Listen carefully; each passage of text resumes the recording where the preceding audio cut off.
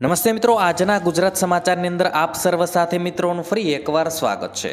તો આજના સમાચાર વિશે વાત કરું તે પહેલાં તમને જણાવી દઉં કે વિડીયો ખૂબ જ અગત્યનો છે અને આજના સમાચારની અંદર ખેડૂત ઉપયોગી સમાચારો વિશે વાત કરેલી છે. તો વિડીયોને છેલ્લે સુધી જોતા રહેજો અને ચેનલને હજુ સુધી સબસ્ક્રાઇબ ના કરી હોય તો તે પણ કરી લેજો. તો મિત્રો વાત કરીએ આજના સૌથી પહેલા સમાચારને લઈને. તો આજથી ટોલ ટેક્સમાં વધારો. મિત્રો, નેશનલ હાઈવે 48 પર ટોલમાં વધારો થયો છે. કરજણ અને ભરથાના ટોલ પ્લાઝાના દરમાં વધારો કરવામાં આવ્યો છે. કાર માટેનો દર 105 રૂપિયાથી વધારીને 155 રૂપિયા કરાયો છે. મિની બસ માટેનો દર 180થી વધારીને 270 રૂપિયા કરાયો છે અને બસ અને ટ્રક માટેનો ટોલ 360થી વધારીને 540 રૂપિયા કરાયો છે. ત્યાર પછી મિત્રો મહત્વના સમાચાર વિશે આગળ વાત કરીએ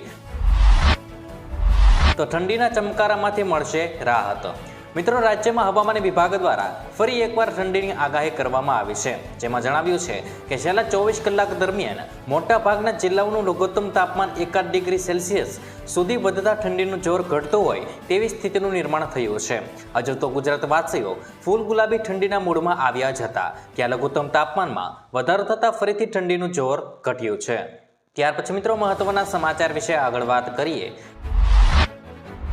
તો અત્યાર સુધીમાં માત્ર 33,000 હેક્ટરમાં વાવણી. મિત્રો, અમરેલી પંથકમાં ઠંડીનું પ્રમાણ વધ્યું છે.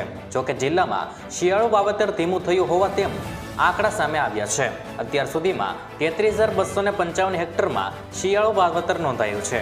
આ તમામની વચ્ચે ડીએપી ખાતરની અછત વચ્ચે હવે ખેડૂતો વાવેતર કરી રહ્યા છે. ગત વર્ષે જિલ્લામાં 1,76,512 હેક્ટરમાં વાવેતર નોંધાયું હતું. મિત્રો, સૌથી વધારે ચણાનું વાવેતર થશે.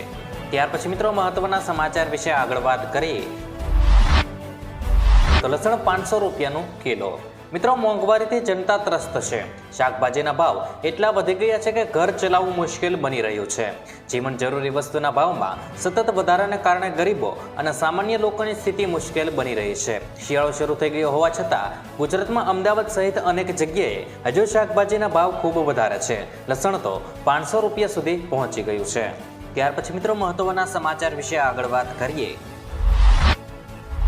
તો 900 રૂપિયાની સહાય આવશે ખાતામાં. મિત્રો, છેલ્લા 3 વર્ષમાં પ્રાકૃતિક ખેતી કરતા ખેડૂતોને ગાય નિભાવ ખર્ચ માટે 13.44 કરોડનું ચૂકવણું કરાયું છે, જેમાં પોરબંદરમાં 3,083, કુતિયાણામાં 884 અને રાણાવાવમાં 410 સહિત જિલ્લામાં 4,377 પ્રાકૃતિક ખેતી કરતા ખેડૂતોને ગાય નિભાવ માટે વર્ષે 1,800 રૂપિયાની મર્યાદામાં સહાય ચૂકવાય છે. જમીનનો બગાડ થતો અટકાવવા, ખેડૂતોને ખેતી ખર્ચ ઘટાડવા, જંતુનાશક દવા અને કેમિકલયુક્ત ખાતરથી ઉત્પાદિત થયેલ ખોરાકને બદલે શુદ્ધ સાત્વિક ખોરાક લોકોને મળી રહે તે માટે રાજ્ય સરકાર સરાહનીય પ્રયાસ કરી રહી છે.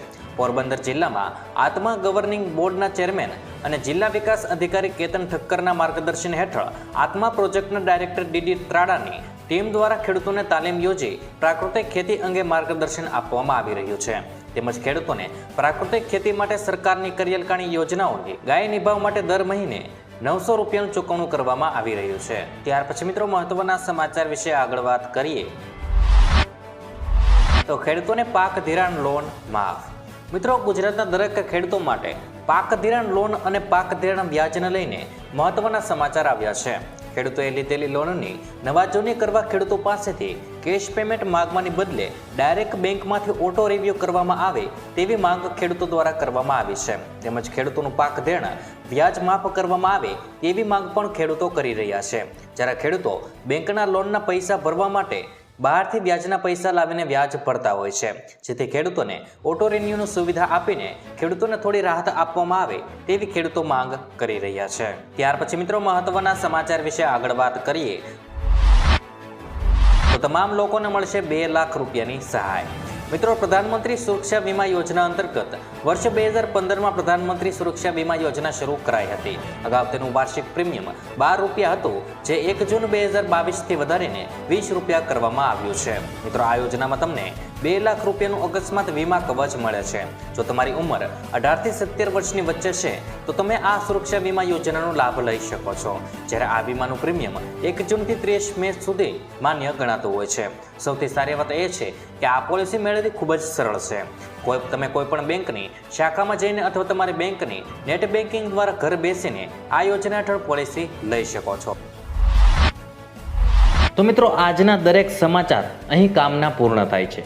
આપને કહેવા લાગ્યા એ કોમેન્ટ બોક્સમાં જણાવી દેજો. અને વિડીયો કામનો લાગ્યો હોય, સમાચાર ઉપયોગી લાગ્યા હોય તો મિત્રો આ વિડીયોને એક લાઈક કરી દેજો, જેથી કરીને અમને પ્રોત્સાહન મળતું રહે અને દરરોજના ખેડૂતને લગતા, હવામાનને લગતા અને ગુજરાતમાં પળે પળના સમાચાર મેળવવા માટે ગુજરાતની આ ચેનલ તાતની વાતને સબસ્ક્રાઇબ કરી લેજો, જેથી કરીને ગુજરાતની દરેક અપડેટ્સ તમને મળતી રહે. તો મિત્રો, હું મળીશ તમને આવતીકાલે નવા સમાચારો સાથે અને નવી માહિતી સાથે. ત્યાં સુધી મિત્રો મને રજા આપશો. ધન્યવાદ.